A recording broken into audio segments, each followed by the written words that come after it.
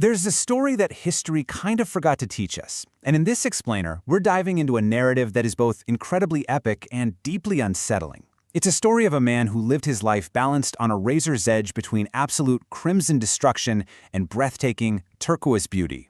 And it all begins with a dark jade tomb in the city of Samarkand. Right above his grave, there's this ominous, almost cinematic inscription that reads, "Whoever disturbs my rest will unleash an invader more terrible than I." Well, on June 19, 1941, Soviet archaeologists basically ignored that ancient warning and popped the tomb open anyway. Literally 2 days later, Adolf Hitler launched Operation Barbarossa. We're talking the largest military invasion in human history, which eventually cost 27 million Soviet lives. Now, the archaeologists chalked it up to a massive, terrible coincidence, but the man resting inside that tomb, he had a bit of a reputation for making promises he kept. His name was Timur, though you probably know him as Tamerlane.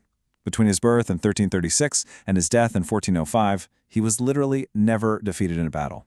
Not once. And the sheer scale of his conquests is almost hard to wrap your head around. He killed somewhere between 15 and 20 million people. To put that into perspective, that was roughly 5% of the entire world's population at the time. It's a death toll that rivaled the Black Death. He would actually build massive towers out of his victims' skulls outside conquered cities just to send a message. But then, he'd go home to Samarkand and use all that looted wealth to build what was arguably the most beautiful city on Earth.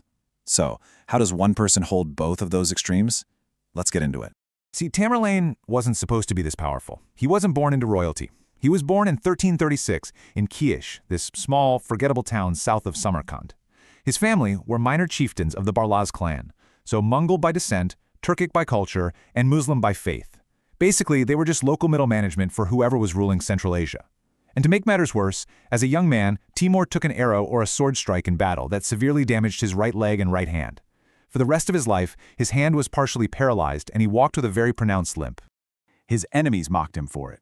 They called him Timur Ilang, which means Timur the Lame. And that's actually where we get the name Tamerlane. But instead of letting it break him, he leaned into it.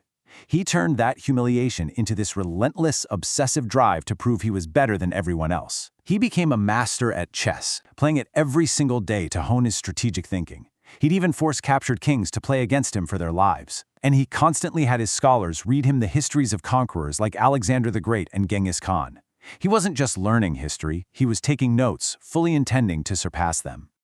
Back then, Central Asia was like a giant, chaotic jigsaw puzzle.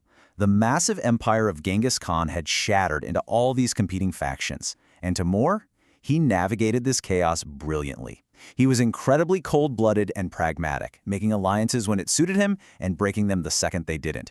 By 1370, he had consolidated complete control over his region, and because he wasn't a direct descendant of Genghis Khan, he couldn't technically call himself Khan.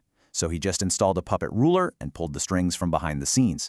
Over the next 35 years, his cavalry moved with this terrifying, lightning-fast speed, absorbing Persia, Iraq, Syria, Turkey, and northern India. He built an empire stretching from the Mediterranean all the way to China. And part of why he expanded so fast was his reputation. When Timur's army showed up at your city's gates, his ultimatum was chillingly simple. Surrender immediately, pay your taxes, swear loyalty, and you live. Resist, even for a single day, and you will be absolutely annihilated. And you know, he wasn't bluffing. This wasn't just a threat. It was a strict military policy. He painted that reality in blood. Take Isfahan in 1387. After the city briefly revolted, Timur gave his soldiers a literal quota for severed heads. They built 28 schematic towers outside the city, stacking thousands of skulls. And Delhi in 1398, when a battle was approaching and he felt the prisoners were a liability, he ordered the execution of 100,000 captives in a single day. Delhi was so thoroughly gutted that the city was completely abandoned for months. He did the exact same thing to Baghdad and Damascus. The skulls weren't just about mindless violence. They were communication, a giant crimson billboard for anyone thinking of resisting him. The populations in some of these regions didn't recover for over a century. But here is where the story gets really wild. Because when Timur finally went home to Samarkand, he flipped a switch. The destroyer suddenly became the ultimate curator. All that looted wealth from across the globe flowed directly into his capital. And he didn't just steal gold, he stole people. Architects, scholars, artists, astronomers, he scooped them up from conquered cities and sent them back to Samarkand to build. He was just as obsessive about creating beauty as he was about waging war. We're talking architectural marvels that still drop jaws today. The Bibi Canyon Mosque had a massive 40-meter dome and held 10,000 worshippers.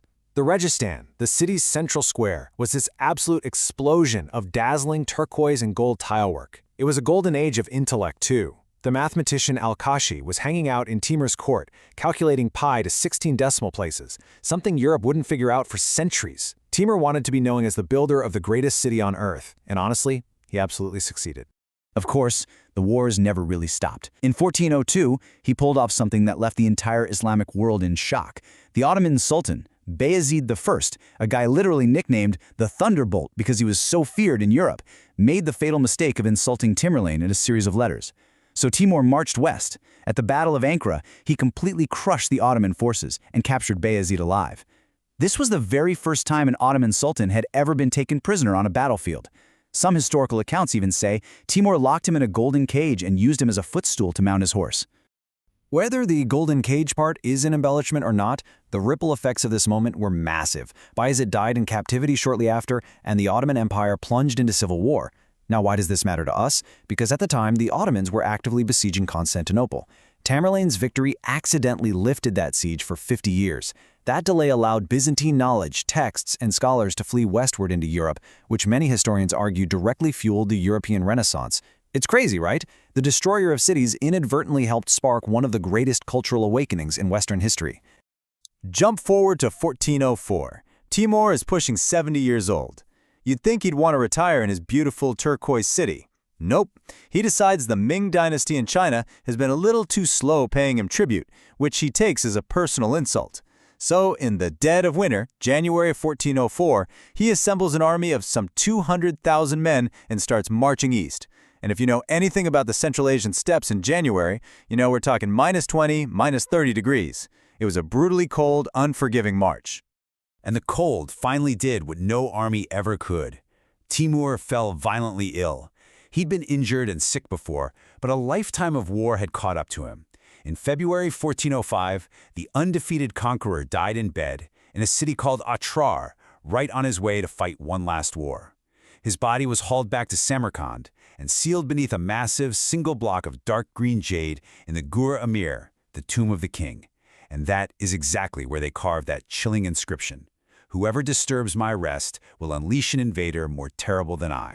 Which brings us right back to our opening mystery.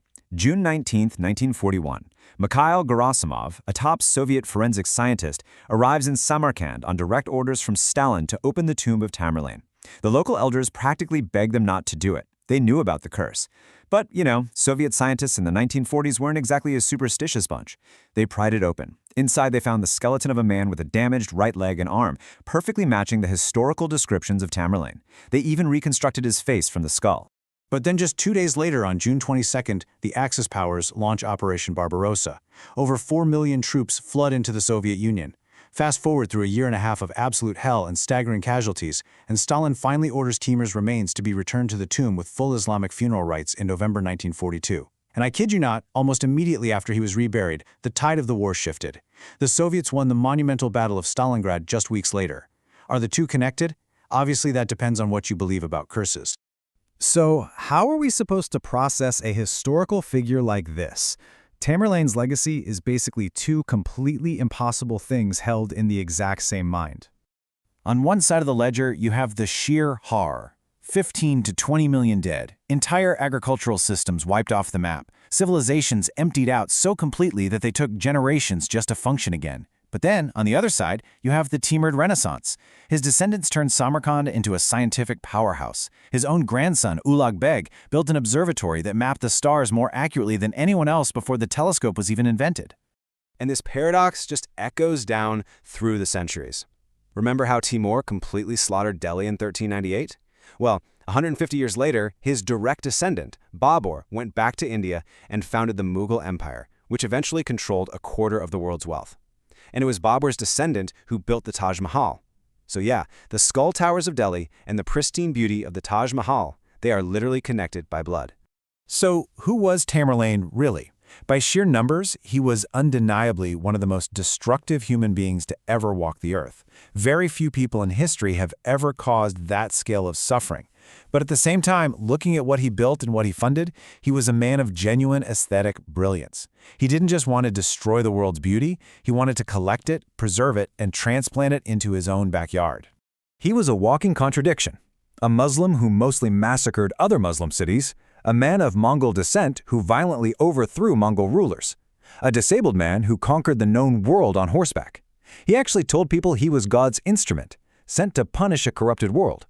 In his mind, the slaughter wasn't cruelty, it was divine correction. Was that what he actually believed, or was it just incredibly effective propaganda? Honestly, we'll probably never know. But here is what we do know. Right now, today, there is a dark jade tomb sitting in Samarkand. It's surrounded by a vibrant, modern city, visited by hundreds of thousands of tourists every year. And resting quietly beneath that stunning blue-tiled dome, behind that jade stone, is a man who limped his way to ultimate power, taught himself chess, murdered tens of millions of people, and built a city of absolute wonders. He's been resting in the ground since 1405. And considering what happened the last time someone checked on him, I think we can all agree it's probably best to just leave him there. But it leaves us with a lingering question. When the dust of history finally settles, what do you think humanity will ultimately remember him for? The crimson towers of skulls or the dazzling turquoise domes? Let that sink in.